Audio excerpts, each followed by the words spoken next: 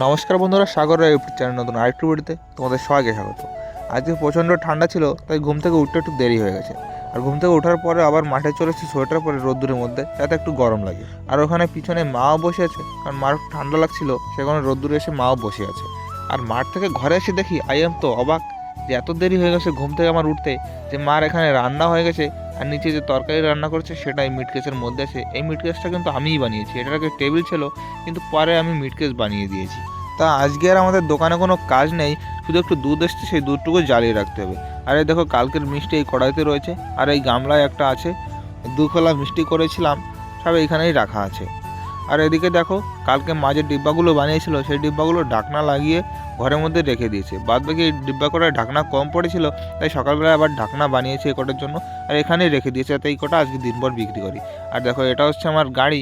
এই গাড়ি কেউ কিনে না কোনোদিনও, হিরো প্যাশন প্রো, একদম বিশ্রী গাড়ি।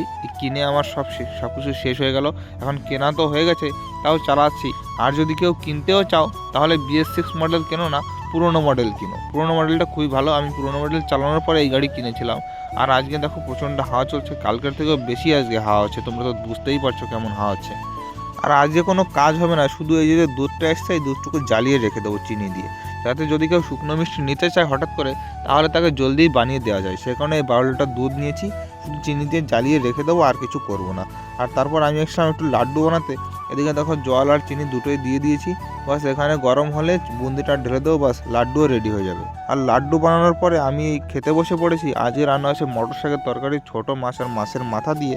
আর এখানে সাইডে আজকে রান্না হয়েছে আরেকটা তরকারি, সিম আর আলু দিয়ে তরকারি। তো খাওয়া দাওয়া করার পরে আমি দেখলাম বাবা এদিকে দুধ জ্বালাচ্ছে, সেই 12 লিটার দুধ বাবা এখানে জ্বালানো শুরু করে দিয়েছে। আর মা আর মোটে এদিকে লাড্ডু বানাচ্ছে, আর আমি এখন যাবো এক জায়গায় মিষ্টি দিতে। সেই জন্য দেখো এই ড্রামে আমি যে 10 কিলো মিষ্টি ভরে নিয়েছি, এক দোকানদারকে দিতে যাব, কারণ সেই দোকানদার আমার কাছ থেকে মিষ্টি নিয়ে বিক্রি করে।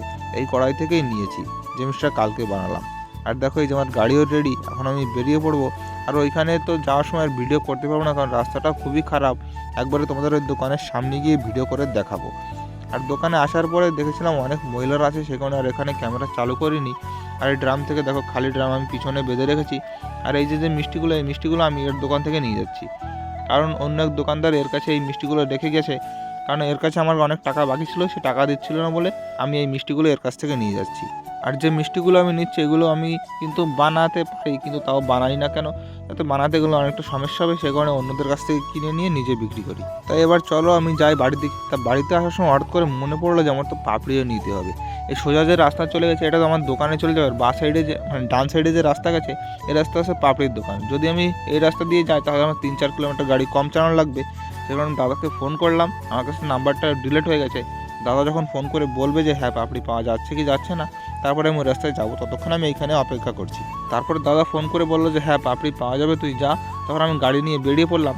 আর এইখান দিয়ে যাওয়াতে আমার অনেকটাই জলদি আমি বাড়িতেও চলে যেতে পারবো, পরে আবার আমার পাপড়ি নিতে আসতে হবে না। যদি আগে আমি বাড়ি যেতাম তারপরে পাপড়ি নিতে আসতাম, অনেকটা দেরি হয়ে যেত।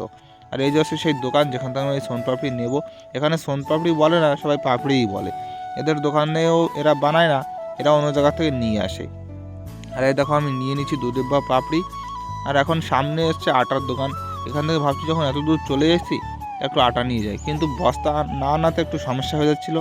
তাই ওদের কাছ থেকে 2টো পলিথিন নিয়ে নিয়েছি। দেখো একটা পলিথিনে প্রথমে ভরে নিয়েছি, তারপর আরেকটার মধ্যে সেটা উল্টে দিয়েছি। এটা এখন কোলে করে নিয়ে যাব, যাতে না পড়ে যায়। আর পিছনে যে মিষ্টির বস্তাটা বেঁধে রেখেছিলাম সেটা এখানে খুলে ফেলেছি, কারণ এর মধ্যে এখন পাপড়ির ডিব্বাগুলো ভরবো, তারপরে এটা বেঁধে পিছনে বেঁধে নেবো, আর এই আটাটা কোলে রাখবো। আর সব কিছু বাঁধার পরে দেখো আমি এই যে বেরিয়ে পড়েছি, আটার ব্যাগটা কোলে আছে আর পিছনে একটা বাঁধা রয়েছে, তোমরা তো দেখতেই পেলে। আর আমি দোকানে পৌঁছে গেছি, বাবা দিকে সব কিছু খোলাখুলি করছে, কারণ আমি এখন গাড়ি থেকে নামতে পারবো না। বাবা যখন পিছনে বস্তাটা নামাবে তখনই নামতে পারবো, আর আগে থেকে নেমে গেলে গাড়িটা পড়ে যাওয়ার সম্ভাবনা আছে। আর মিষ্টি আনার পরে আমি একটু বসেছিলাম, আর এখন আমি যাবো স্নান করতে, কিন্তু একটু মাথা ব্যথা করছে, কারণ গাড়ি চালিয়ে আসলাম তো, সেই কারণে একটু মাথা ব্যথা করছে। আর স্নান করে এসে দেখি যে এই পাশের বাড়ির ছাদের উপর থেকে একটা বাচ্চা এই যে ঘূর্ণি ওড়াচ্ছে। ঘূর্ণিটা কিন্তু নিজেই বানিয়েছে, দেখো কত সুন্দর উঠছে, এই ছাদের উপর থেকে ওড়াচ্ছে। আর এই বাড়িটা হচ্ছে পিকে, ওর বাবার নাম পিকে, তো আমরা সবাই পিকেই বলি ওর বাবাকে। পিকের ছেলে এই ঘূর্ণিটা ওড়াচ্ছে। এই ঘূর্ণিটা মাঝে মাঝে পড়ে যাচ্ছে হাওয়ার জন্য, আবার একা একা আবার উড়ে যাওয়া যাচ্ছে। আর বন্ধুরা দেখো আমি এই মিষ্টিগুলো এনেছি, এটা হচ্ছে সোনপাপড়ি, এখানে পাপড়ি বলে। এটা একটু টাইট টাইট, এগুলো মিষ্টির দোকানে রাখা হয়। আর এই সাইডে যে কালোগুলো তোমরা দেখতে পাচ্ছ এগুলো হচ্ছে চকলেট। এটার নাম হচ্ছে ডোডা, কিন্তু এখানে ডোডা বলে না, এদের একটু চকলেটের মতো কালার, সেখানে একে চকলেটই বলে। আর বাদ বাকিগুলো এই বস্তার মধ্যে আছে, এটা একটা পাপড়ি। আর বাদ বাকিগুলো দেখো এই বস্তার মধ্যে আছে। এই মিষ্টিগুলো ট্রেতে রাখার পরে আমি এখন একটু রেডি হয়ে গেছি, এখন যাবো মাংস আনতে। সোয়েটারটাও পরে নিচ্ছি, একটু ঠান্ডা লাগছিল, কারণ আজকে মাংস আনতে যাবো। আজকে রাত্রেবেলা হবে চিকেন বিরিয়ানি। আর আমি এই যে মাংস দোকানে চলে এসেছি, এখানে দেখলাম অনেক ভিড় আছে, আমার একটু সমস্যা হবে, একটু নিতে সমস্যা হবে, সেই কারণে আমি পাশে দাঁড়িয়ে আছি। কারণ আমি 3টে লেগ পিস নেবো, তো সেখানে একটু সাইডে দাঁড়িয়ে আছি যাতে এরা সবাই নিয়ে যাক, তারপর নিজের ইচ্ছা মতো নিতে পারবো। আর ওখান থেকে আসার সময় আমি আলুও নিয়ে এসেছি, আর এখানে নিয়ে এসেছি আধা কিলো চাল। আর এই দেখো কিশমিশ ছাড়া আমি একদমই বিরিয়ানি খেতে পারি না। আর এখানে আছে মাংস, আর ওখানে আছে পেঁয়াজ। তারপরে কিছুক্ষণ বসে থাকার পরেই সন্ধ্যা হয়ে গেল, আর মোটের দিকে রান্নাও শুরু করে দিয়েছে। কড়াইতে তেল দিয়ে দিয়েছে, আর ব্রেস্তা ভেজে নিয়েছে, আর এখানে আলুও ভেজে নিয়েছে, 2টো আলু দিয়েছে, তাছাড়া আর বেশি আলু দিতে আমি বারণ করেছি।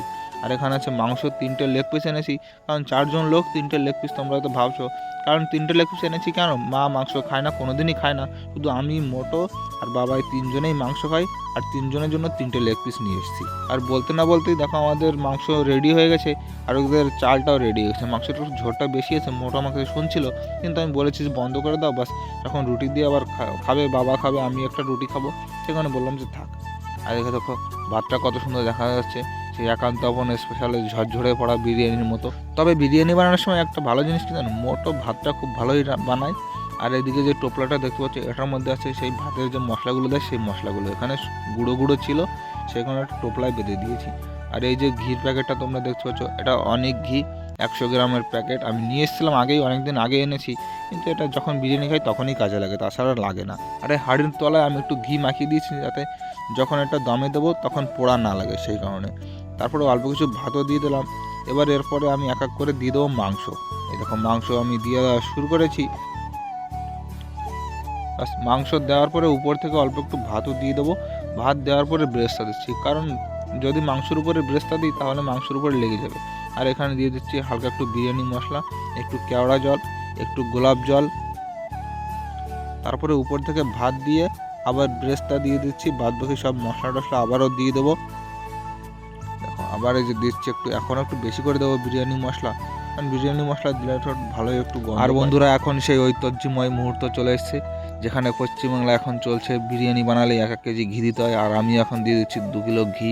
ঘিটা একটু জমে গেছে, কিন্তু ঘিটার পরিমাণ অনেকটাই বেশি দিচ্ছি। 2 কিলো ঘি না দিলে আমার আবার বিরিয়ানি ভালো হয় না। তারপরে ঘি দেওয়ার পরে আমি এই যে দমে দিয়ে দিয়েছি।